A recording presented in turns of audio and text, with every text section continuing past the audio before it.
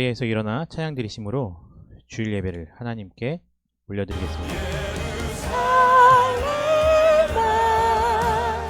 여호와를 찬송할지어다. 내 하나님을 감사함으로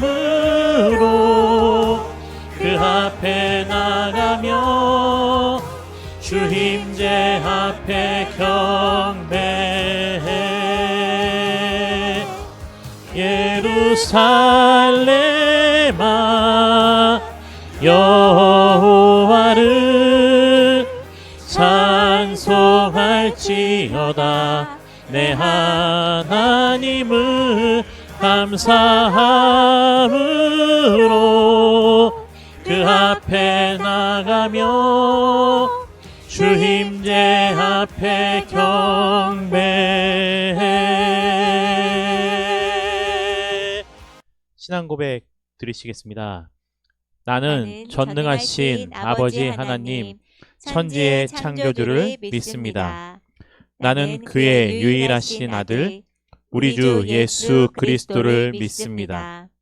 그는 성령으로 잉태되어 동정녀 마리아에게서 나시고 본디오 빌라도에게 고난을 받아 십자가에 못 박혀 죽으시고 장사된 지 사흘 만에 죽은 자 가운데서 다시 살아나셨으며 하늘에 오르시어 전능하신 하나님 우편에 앉아 계시다가 거기로부터 살아있는 자와 죽은 자를 심판하러 오십니다. 나는 성령을 믿으며 거룩한 공교회와 성도의 교제와 죄를 용서받는 것과 몸의 부활과 영생을 믿습니다. 아멘. 자리에 앉으시기 바랍니다. 제가 기도하겠습니다. 사랑해 주님 감사합니다. 오늘도 주님께 나와 예배로 영광 올려드립니다. 가장 먼저 주님께 간구하오니 성령의 충만함으로 우리와 함께하여 주시옵소서. 성령의 충만함을 따라 우리가 한 주간 세상 가운데 살아가면서 우리가 가지고 있었던, 우리 안에 있었던 수많은 죄악들을 다 주님 앞에 내려놓고 오직 비고 비인 마음으로 하나님의 은혜를 간구하는 저희들 되기를 소망합니다. 또한 간절히 바라올 때는 우리의 이 예배가 주님 앞에 온전히 드려지기를 소망하오니 주여 함께하여 주시옵소서. 나라와 민족을 위해서 기도합니다. 주님, 우리나라가 더욱더 강성한 나라가 되어서 세상 방방 곳곳에 하나님의 복음을 증거하는 저희들 되어지기를 소망하오니 주여 함께하여 주시옵소서. 또한 이 나라를 이끌어가는 위정자들을 위해서 기도합니다.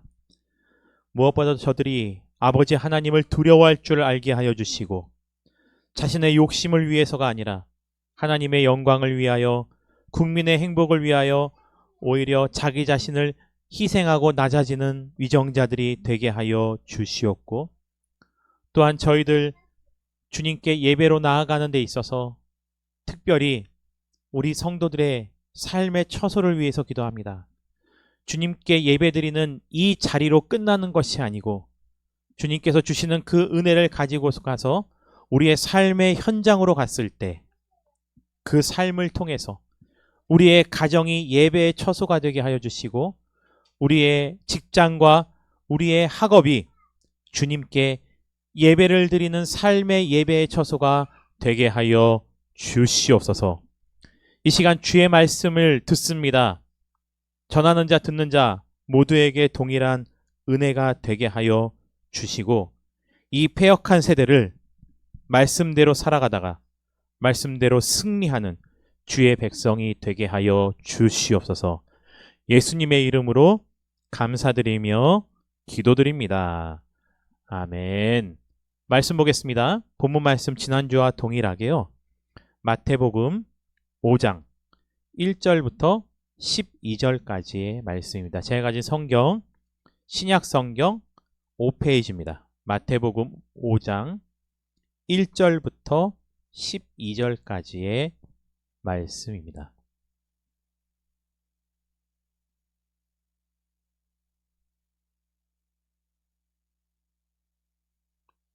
제가 가진 성경 신약성경 5페이지 마태복음 5장 1절부터 12절까지입니다. 저와 여러분들 한 절씩 교독하도록 하겠습니다. 제가 먼저 봉독하겠습니다.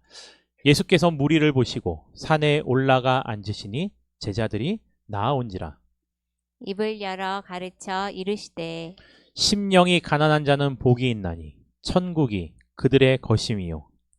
애통하는 자는 복이 있나니 그들이 위로를 받을 것임이요. 온유한 자는 복이 있나니 그들이 땅을 기업으로 받을 것임이요. 의에 줄이고 목마른 자는 복이 있나니 그들이 배부를 것임이요. 긍휼히 여기는 자는 복이 있나니 그들이 긍휼히 여김을 받을 것임이요.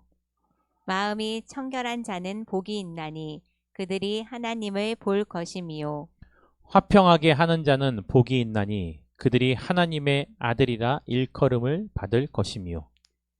의를 위하여 박해를 받은 자는 복이 있나니 천국이 그들의 것임이라. 나로 말미암아 너희를 욕하고 박해하고 거짓으로 너희를 거슬러 모든 악한 말을 할 때에는 너희에게 복이 있나니 기뻐하고 즐거워하라. 하늘에서 너희의 상이 큼이라. 너희 전에 있던 선지자들도 이같이 박해하였느니라. 아멘. 가정을 위한 산상수.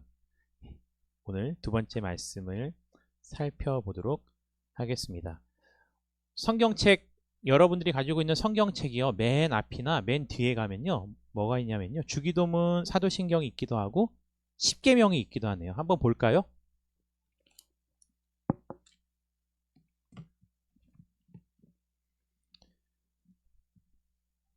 십계명을 피셨습니까? 그러면 예, 들어오세요.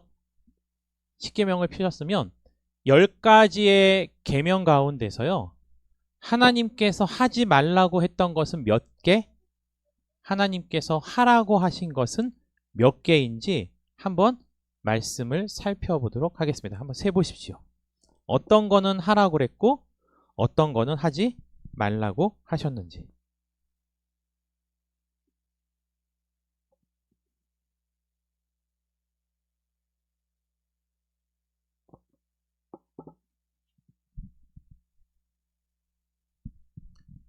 하지 말라는 것 몇, 하라는 거 몇, 몇 대 몇인가요? 그렇죠. 이게 율법, 우리가 흔히 말하는 율법이라 하면 이스라엘 백성들에게는 사실 되게 협소해요. 그래서 창세기, 출애굽기, 레위기, 민수기, 신명기 이 5개를 누가 썼냐면요, 모세가 썼어요. 그래서 모세가 쓴 5개의 성경이라 그래서 모세오경이라고 합니다. 율법을 보면, 이스라엘 사람들이 말하는 율법을 보면요, 사실 하라는 것보다는요, 하지 말라는 것이 굉장히 많아요. 물론 십계명도 그렇죠.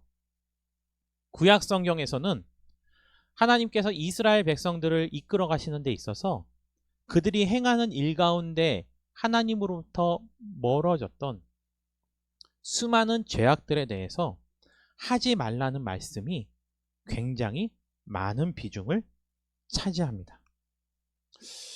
그래서 그런지요, 구약 성경에 나타난 하나님에 대해서 많은 신학자들이 요약을 해서 말할 때 뭐라 그러냐면, 하나님을 심판의 하나님, 하나님은 만군의 하나님, 뭔가 전쟁을 하고 심판하시고 벌을 내리고 하는 모습이 성경에 상당히 많이 나와 있습니다. 신약과 구약에요, 우리가 공통적인 특징을 한번 살펴볼 필요도 있어요. 구약 성경에는요, 하지 말라고 하는 말씀이 대부분을 차지하는 반면에 신약에서는요, 하지 말라는 것보다는요, 사실 우리가 무엇을 하며 살아가야지에 대해서 많이 말씀하고 계세요. 이유가 뭔지 아십니까? 이 굉장히 중요한 신학적인 사상인데, 왜냐하면 예수님께서 이 땅 가운데 오신 목적과도 밀접하게 관련이 돼 있어요. 또 이것이요, 여러분들의 신앙생활 가운데 내 삶이 어떻게 성장해 나가고 있는지를 점검해 보는 굉장히 중요한 기준이 되기도 해요. 어린아이를 키우고 가르칠 때요, 우선은 제 삶을 돌아본 적이 있어요. 저의 삶을 돌아보면서 아이를 너무 사랑하다 보니까 위험한 거를 만지면 안 되고 먹지 말아야 될 것을 먹으면 안 돼요. 특히 위험한 것에 대해서는 부모님은 굉장히 단호하죠. 그런데 본인이 어렸을 때부터 부모로부터 양육을 받을 때 내가 무엇을 해야 되는지 말고요, 무엇을 하면 안 되는 것인지에 대한 교육만 너무 많이 받아버리면요, 사실 세상을 살아가는 데 있어서 굉장히 부정적인 견해를 가질 확률이 높아요. 그러면 어떻게 될까요? 아이가 위축됩니다. 내가 잘못한 것이 너무 많구나. 그게 더 나아가면 어떻게 되는지 아십니까? 자괴감에 빠져요. 난 원래 못해. 난 원래 이런 아이니까. 나는 능력이 부족하고, 이렇게 자꾸 위축되어 버립니다. 구약 성경을 보면 이스라엘 백성들이 끊임없이 하나님의 심판을 받았던 이유 가운데 하나는 물론 저들의 죄 때문이었어요. 죄. 그런데 우리의 죄를 대신해서 이 땅 가운데 오신 분이 누구세요? 예수 그리스도이신 거죠. 그런데 예수 그리스도께서 우리를 위해서 이 땅 가운데 오시고, 오늘 본문 말씀을 보면요, 그 오신 목적을 이루시기 위해서 언젠가는 죽으실 거라는 거예요. 그 예수님의 핏값으로 우리의 죄를 사해 주셨다면 우리의 삶은 예수 그리스도를 통해서 얻어진 삶이라는 거예요. 이 리모컨을 저길 넘기기 위해서 이 리모컨을 하나 샀어요. 근데 만약에 제가 이걸요 100만 원에 샀다고 생각해 보세요. 근데 이거를 100만 원짜리를 사든 3만 원짜리를 사든 성능에 차이가 없어요. 그럼 여러분들은 뭘 살 것 같아요? 물론 무조건 싼 것만 사진 않으실 수도 있어요. 기능과 상관없이 디자인이 좋아서, 아니면 똑같은 걸 쓰더라도 여기에 막 이따만한 다이아몬드가 하나 박혀 있다고 생각해요. 그걸 기준으로 살 수도 있어요. 사람에 따라서는 기준이 다르니까요. 근데 기능에는 차이가 없어요. 그러면 100만 원짜리든 3만 원짜리든 기능에 차이가 없으면 그 기능은 어떻게 보면은 100만 원의 기능이라고 할 수는 없겠죠. 그런데 제가, 여러분 이게 100만 원짜리예요. 샀는데 너무나 신기한 기능들이 많이 있다고 생각해 보세요. 기능은 너무나 다양한데 쓰는 거는 이렇게 넘기는 데만 쓰는 거예요, 제가.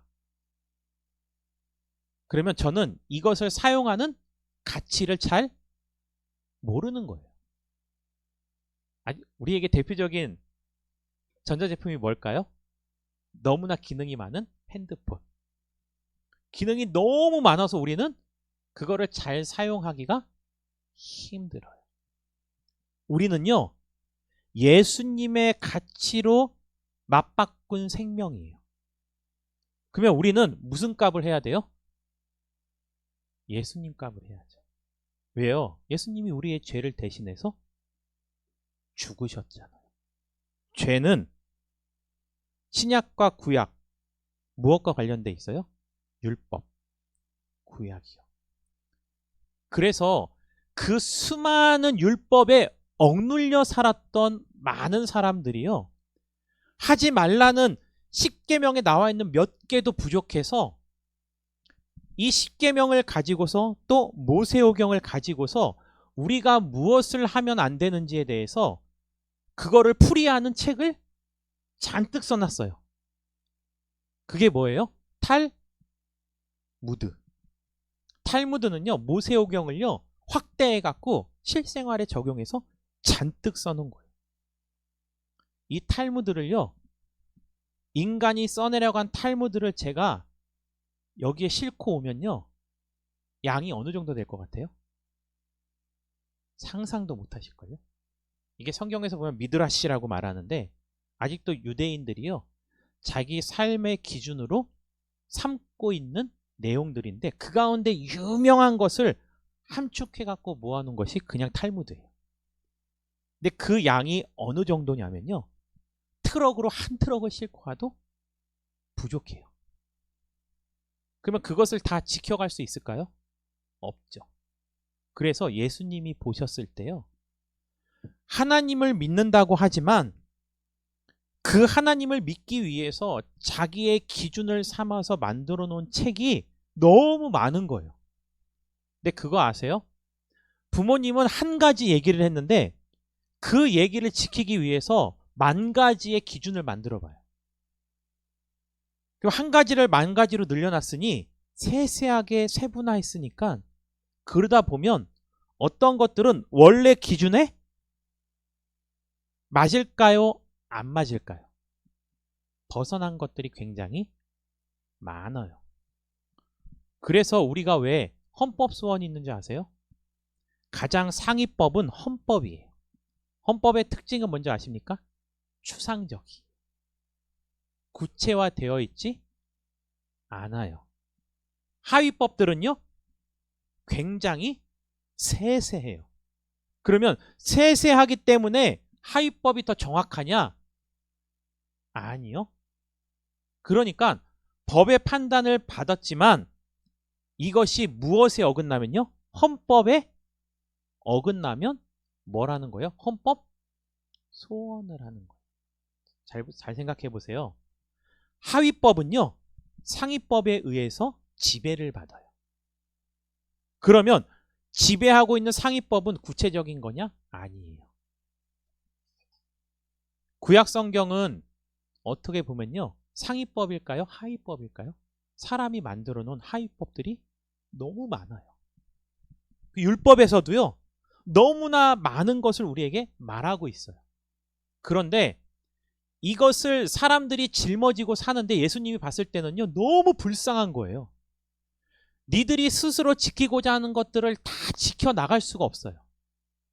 심지어 예수님께서는요, 하나님이 우리에게 주신 율법도요, 우리가 다 지킬 수 없다고 했어요. 하나님이 주신 것도.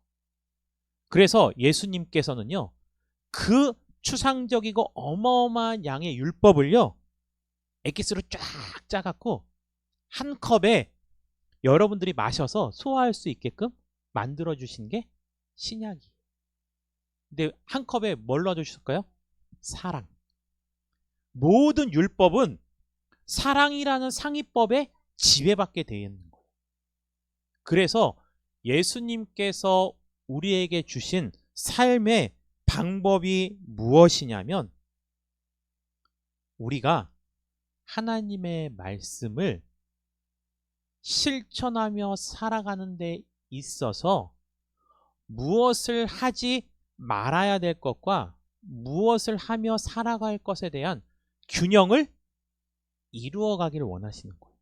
근데 이스라엘 백성들은요, 그 균형을 잃어버렸어요. 오늘 본문 말씀에 예수님께서는요, 천국에서 살아야 될 천국의 백성이 이 땅 가운데서 어떻게 살아야 될지를 알려주신 것이 산상수훈이라 그랬죠. 그리고 몇 가지를요? 8가지를 말씀해 주셨어요. 그 8가지의 내용이요, 하지 말아야 될 것과 할 것이 있다면 오늘 본문 말씀은 무엇일까요? 다 해야 될 것이라는 거예요. 자, 그러면 이렇게 보겠습니다. 어느덧 제가 목사 안수를 받은 지도요, 16년 차가 됐어요. 그리고 사역을 시작한 지는 플러스 7. 2001년부터 시작했으니까요.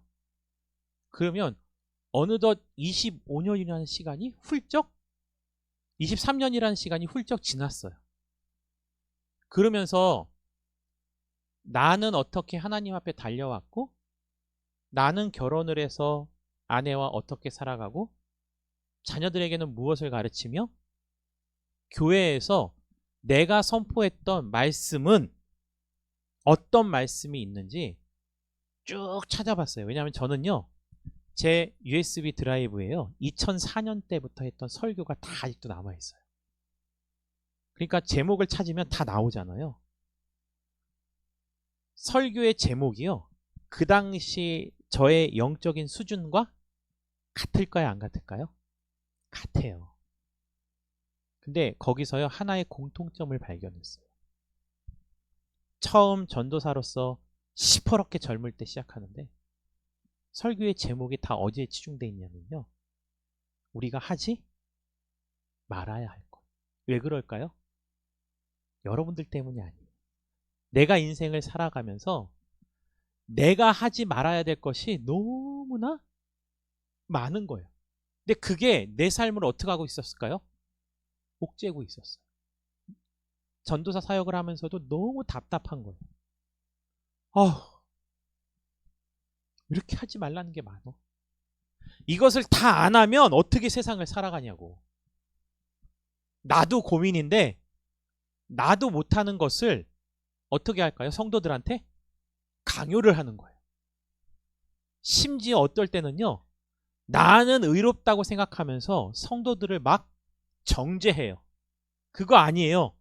그거 틀렸어요. 그러니까 우리의 삶이 그렇지 않냐. 무수히 정죄를 해요. 그러면서 성도들의 삶이 더 깨끗해지고 자유로워질까요? 아니. 제가 놓쳤던 것 중에 하나는 무엇이냐면 나도 여러분들도 우리 안에 있는 죄악을 다 끄집어내면서 그 끄집어냈던 빈 공간을 무엇으로 채워야 될지는 가르치질 못했던 거예요. 그냥 교회 와서 나는 목회자고 당신들은 성도니 여러분들의 죄악을 회개해라. 그렇게 선포만 하고 저들과 함께 살아오면서 그 빈 그릇을 어떻게 채워야 될지 함께 고민을 하지 못했어요. 하루는 한참 청소년 사역을 하면서요. 외부에 나가서 부흥에 인도하는 게요. 세상 제일 쉬운 거 알아요? 왜냐면 낯선 교회 가요. 낯선 사람을 만나요. 그 사람들은 저를 알아요? 몰라요? 몰라요. 저도 그 사람들을 몰라요. 왜 그런 설교가 쉬운지 아세요? 그 사람이 어떻게 살아왔는지 삶의 과정을 몰라요. 그냥 저는 막 선포만 하면 돼. 그리고 선포한 말씀에 대해서 어떻게 살아갈지는 누구의 몫이에요? 그들의 몫인 거예요. 그러니 저는 무엇을 선포할지 고민도 안 해도 돼요. 이 많은 성경 가운데 아무거나 선포해도 다 적용이 돼요. 너무 편해요. 근데 교회를 돌아왔어요. 내가 사역하는 교회에서 성도들에게 말씀을 선포하는데 목회자가 가장 힘든 게 뭔지 아세요? 그 선포된 말씀을 가지고서 일상생활 속에서 함께 뭐 해야 되는 거예요? 살아가는 거예요. 제일 힘든 게 뭔지 아세요? 은사 목사님이요. 이렇게 말씀하시더라고요. 박전도사 정신 차리라. 왜요? 목회자는 투명한 유리로 된 집에서 사는 줄 알아요.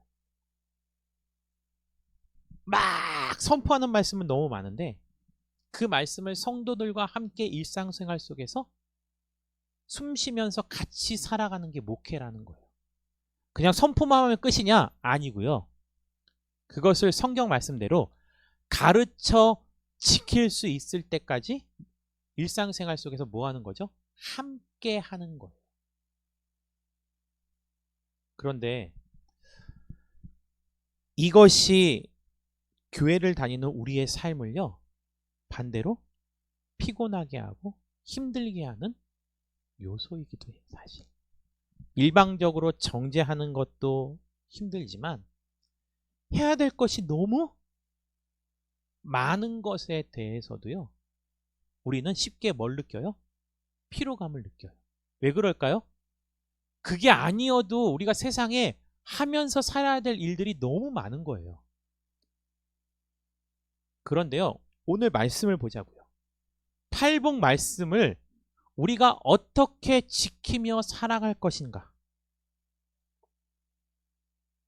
그 말씀을 우리가 어떻게 지키며 살아가야 우리 삶 가운데 정말 이 말씀 가운데 살아계신 하나님을 경험하고 살아갈 것인가? 5장 6절 다시 한번 읽어볼까요? 시작. 의에 줄이고 목마른 자는 복이 있나니 그들이 배부를 것이며. 의를 추구하면서 그것을 이루기 위해서 노력하는 사람들은요, 하나님께서 복이 있대요. 그 복이 뭐냐? 목말라 하는 것만큼, 배고파 하는 것만큼 뭐 해주시겠다라는 거예요? 채워주신다. 지지난주에요. 지지난주인가요? 2주 전. 제가 한경대 학생들과 예배를 드리는 데 있어서 매번 사발면하고 김밥을 저녁 예배가 끝나고 먹어요. 갖고 색다른 걸 먹으면서 내 요리 솜씨를 뭐 해야겠다? 뽐내야겠다. 그래서 과감히 선포했습니다.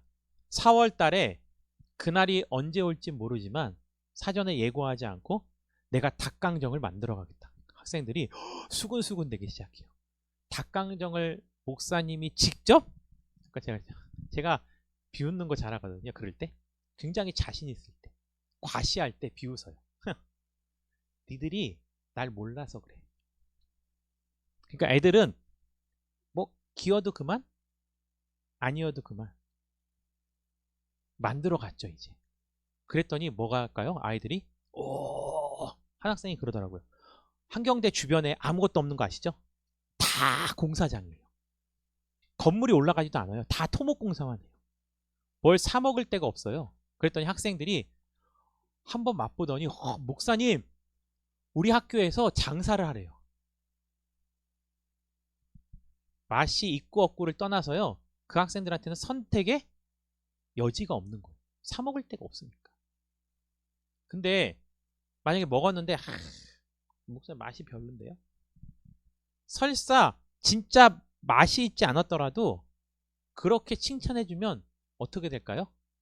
저는 칭찬에 되게 약해요. 야 이번에 닭강정이 끝인 줄 알지? 다음엔 뭐예요, 집사님? 탕수육. 그렇죠. 야, 다음엔 탕수육이야.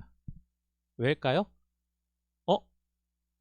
제가 잘할 수 있는 것, 잘하고 싶은 것에 대해서 인정을 해줘요. 그러면 하고 싶지 않아도 더 할 수 있는 동기부여가 생기는 거죠. 그러니까 어떻게 보면요, 사실 제가 음식을 만드는 이유가요, 내가 만든 음식을 먹는 사람을 위해서라기보다는 누구를 위해서 하는 것도 많아요? 저 자신. 하나의 자기개발? 그런데 그것을 시험 삼아 먹는 가족들은 뭐예요? 어떻게 보면 시험 대상이 되기도 해요. 그렇잖아요. 근데 거기서 정죄하고 필요 없다라고 하면 더 이상 하지 않죠. 어떻게 해요? 다독여주고 칭찬을.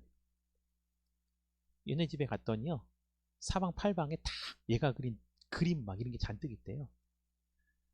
그림을 잘 그려서 붙여놓을까요? 잘 그린다는 기준에 합당해서 붙일까요, 엄마들이? 아니죠. 잘하고 못하고가 중요한 것이 아니고요. 누가 한 거예요? 그 아이가 한 게 중요한 거예요. 맞죠? 우리가 왜 의에 줄이고 목말라 해야 하는지 아세요? 우리가 하는 행동의 결과를 하나님이 받으시기 위해서 하는 게 아니라는 거예요. 마치 저 꼬마아이가 엉망진창으로 그린 그림이어도 내 아이가 했으니까 기쁜 마음으로 바라보면 그건 뭐가 돼요? 걸작이에요. 나중에 그걸 정리하는 것도 힘든 거 아세요? 너무 오래됐어요. 버리고 싶어.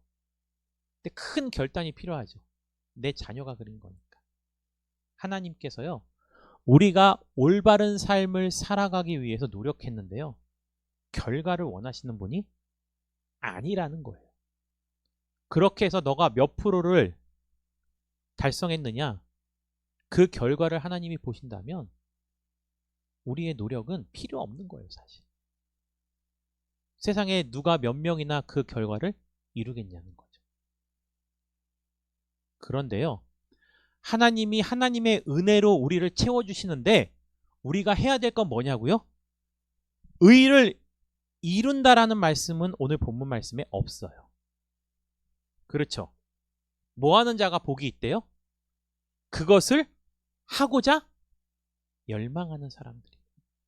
줄이고 목말라 하면 내 결과와 상관없이 하나님이 줄이고 목마른 자를 뭐 하신다는 거예요?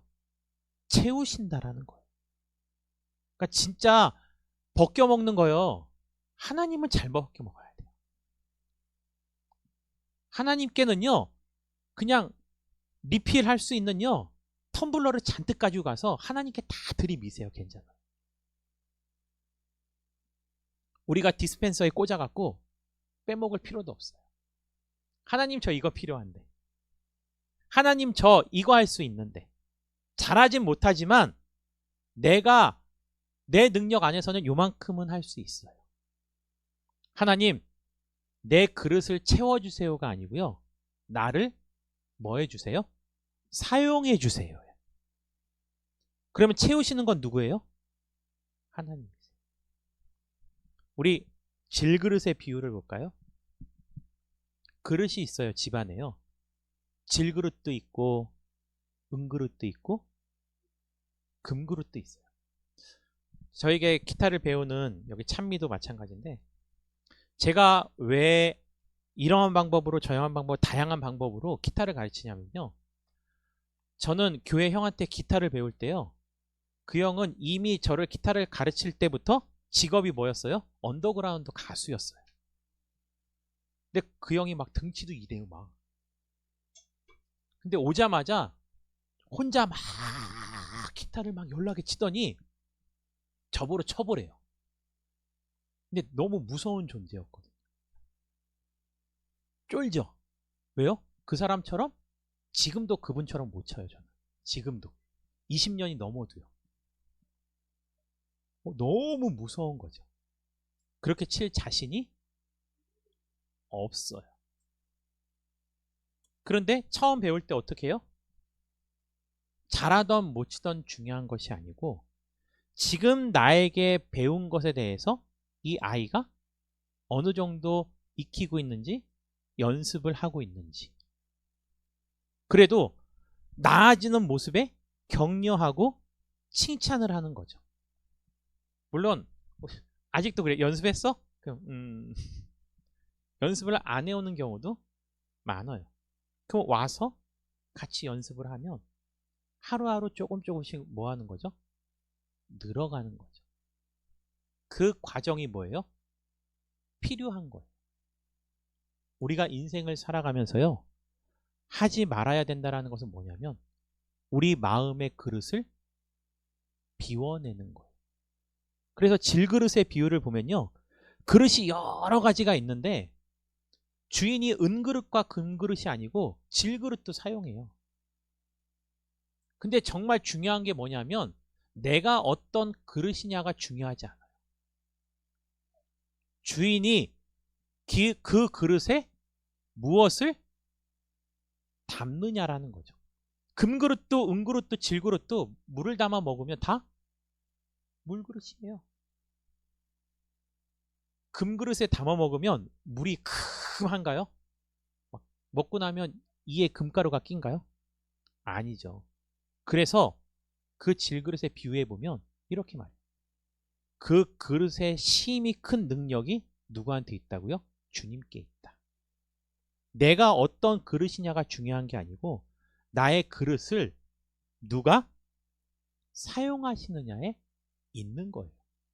그러니까 율법은요. 예수님께서 그랬어요. 율법은 우리의 죄를 깨닫게 하기 위해서 있다고 그랬어요. 왜냐하면 사람들이 자꾸 율법을 가지고 예수님께 시비를 거는 거예요.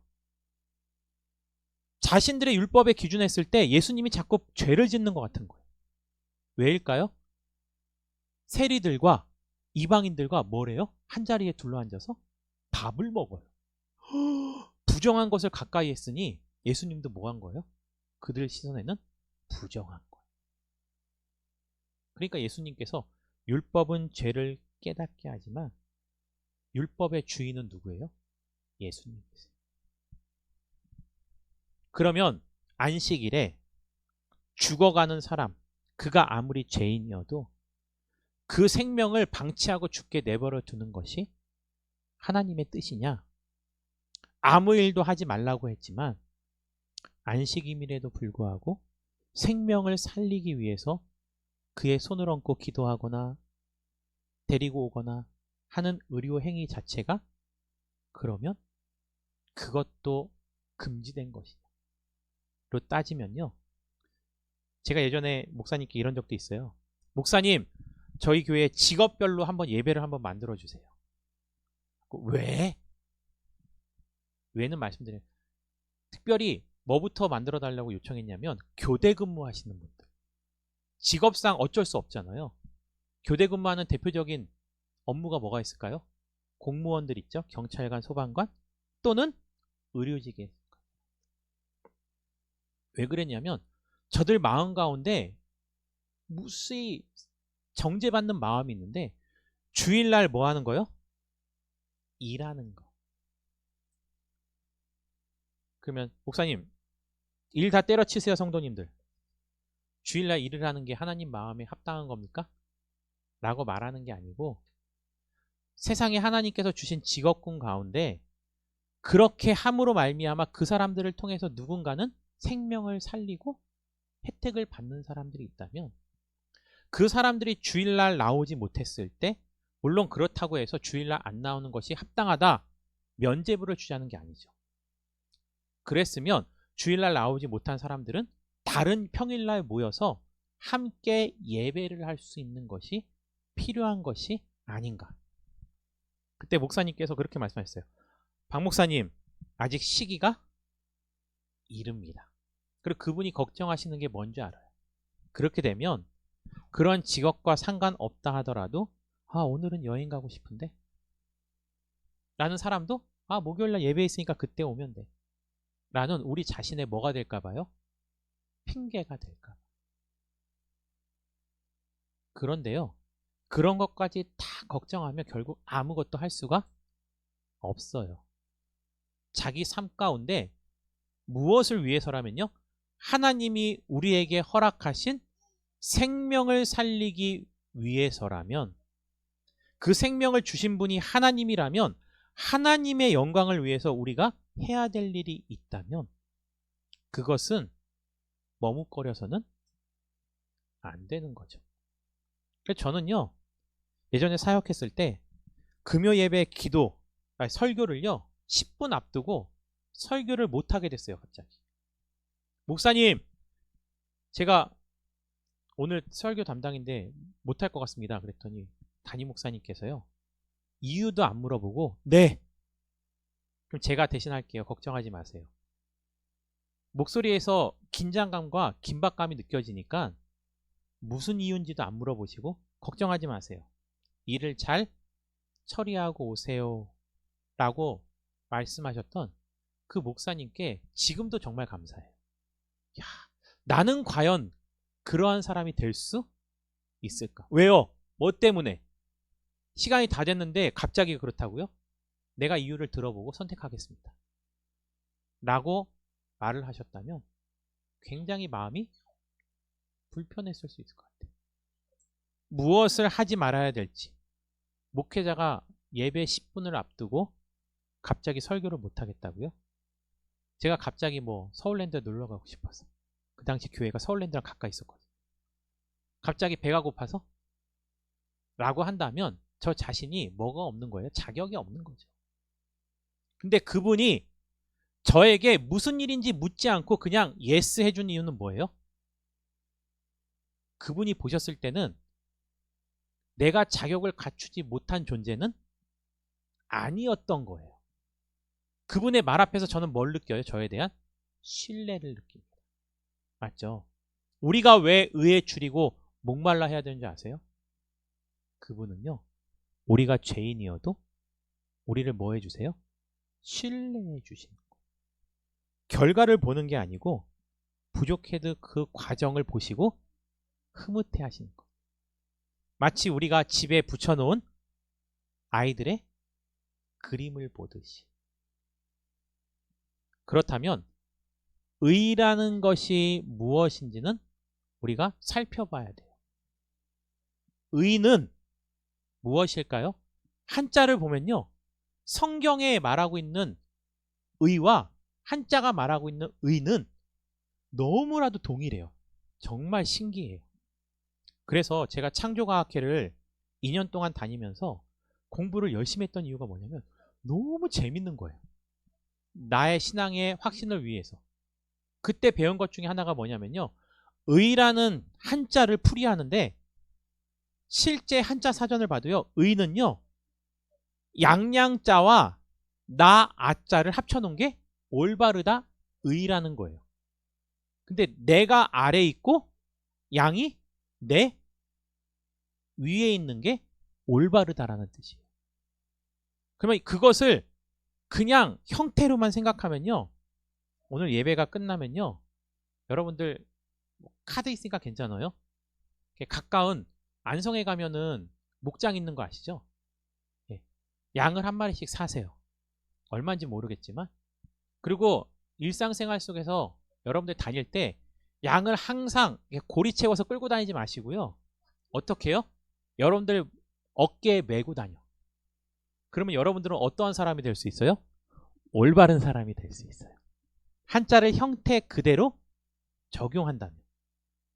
그러면 저 한자는 의태어일까요? 형태를 본따서 만든 한자일까요? 아니면 의미를 새기기 위해서 만든 한자일까? 내 위에 양을 짊어지고 사는 게 의라면 성경이 말하는 의가 뭔지 아십니까? 내가 죄가 있음에도 불구하고 나를 죄로부터 자유롭게 하시는 분이 예수 그리스도라는 것을 알아서 죄가 있음에도 불구하고 하나님이 무죄, 법적인 용어예요. 죄가 있음에도 불구하고 예수 그리스도를 믿음으로 말미암아 우리를 의롭다라고 칭해 주시는 것이 성경적인 해석인 거죠.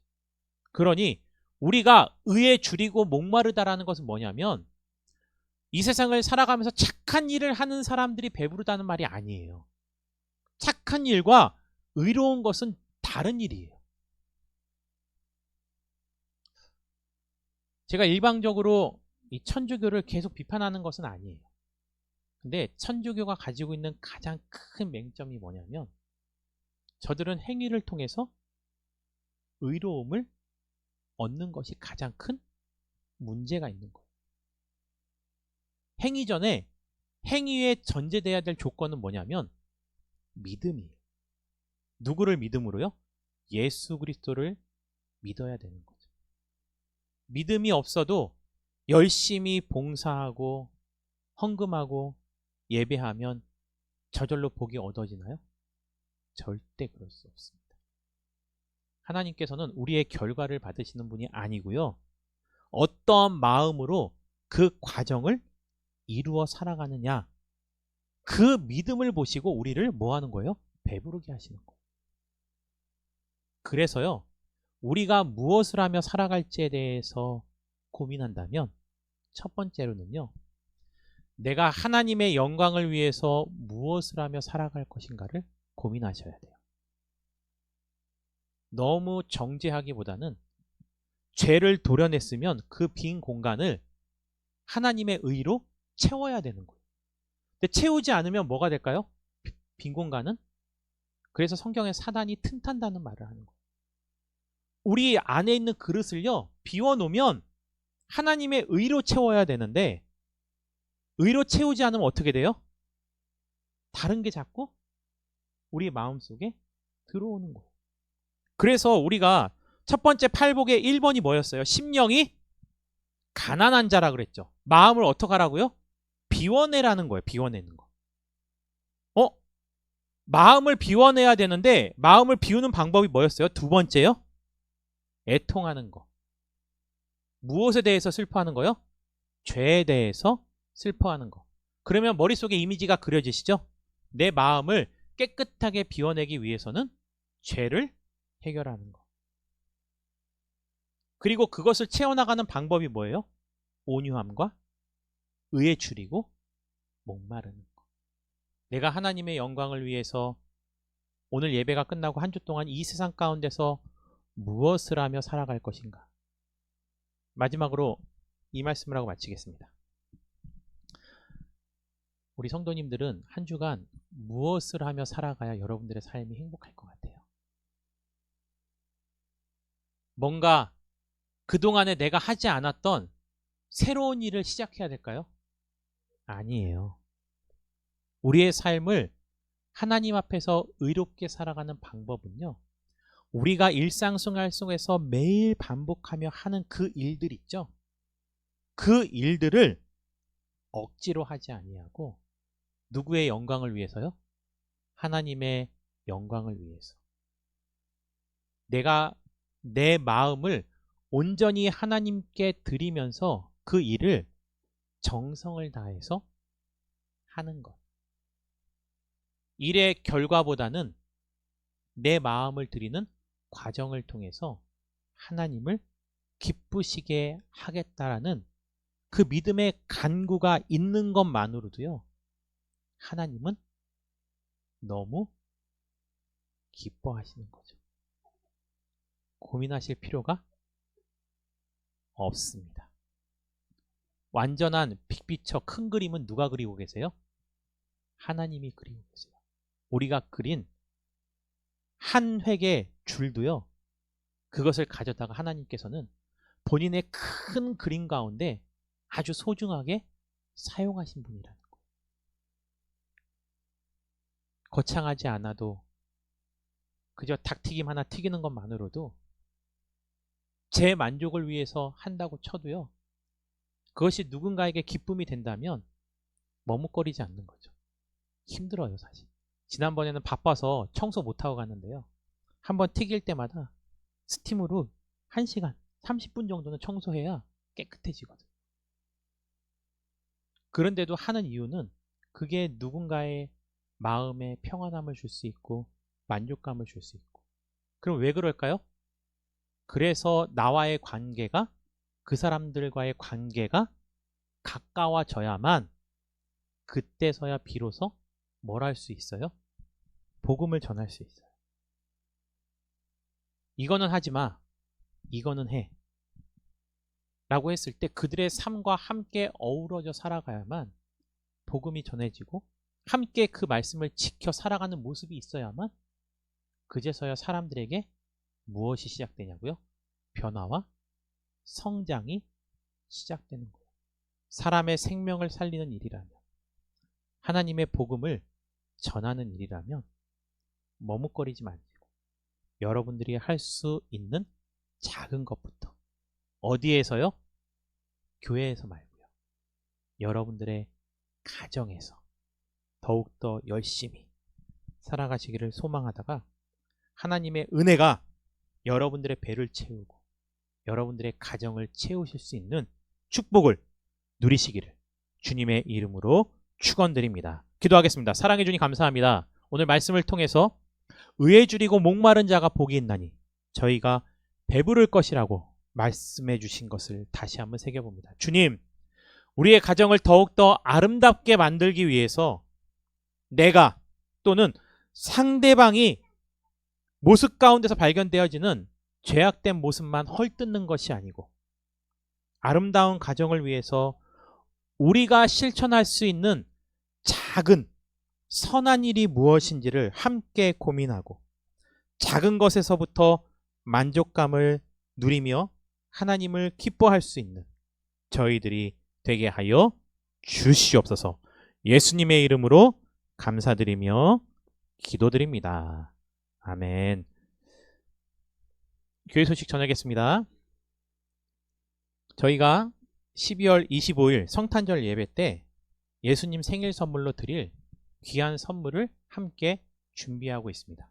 우리 제3세계에 있는 나라의 한 가정이 경제적인 자립을 할 수 있도록, 또 그 경제적인 자립을 통해서 저들 가운데 복음이 들어갈 수 있도록 하는 방법으로 소 한 마리 보내기 운동을 하고 있습니다. 저희 교회가 모두가 힘을 합쳐서 한 마리 가격 60만 원을 보내려고 합니다. 저금통이 필요하신 분은 신청하시면 저금통을 드리도록 하겠습니다.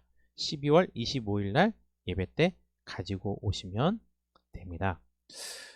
봄소풍을 준비하고 있습니다. 지금 예정으로는 주일날 여기서 한 9시 반? 늦어도 10시 정도에는 출발하려고 합니다. 주일날 출발해서 거기서 식사하고 거기서 예배를 드릴 것이기 때문에 참석하실 분들 미리 말씀해 주셔서 함께 즐거운 시간을 가졌으면 좋겠습니다. 장소는 안성에 있는 파크 엘림이고요. 이동 시간은 약 1시간 10분 정도 소요됩니다. 맛있는 음식도 먹고요. 또 장소가 굉장히 넓어요.